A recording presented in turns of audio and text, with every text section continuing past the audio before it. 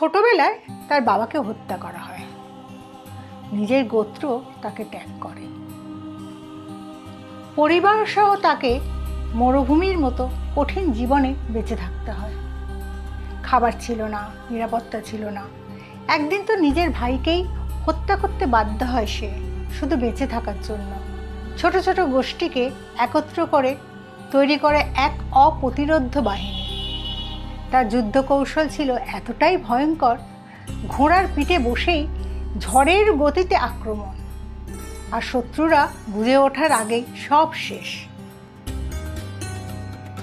সে শুধু একজন যোদ্ধা ছিল না, সে ছিল এক সাম্রাজ্যের নির্মাতা। তার রাজত্ব ছড়িয়ে পড়েছিল এশিয়া থেকে ইউরোপ পর্যন্ত। সে নিজে কোনো রাজপরিবারে জন্মায়নি। তার সেনারা ঘোড়ায় চড়ে বিদ্যুতের মতো যুদ্ধ করত।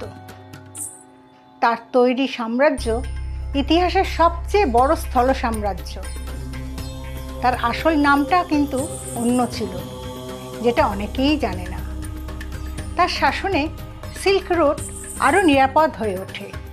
বলো তো আমি কার কথা বলছি? এরকম আরও গল্প শুনতে আমাকে ফলো করো। আমার উত্তর থাকলো ভিডিওর শেষে।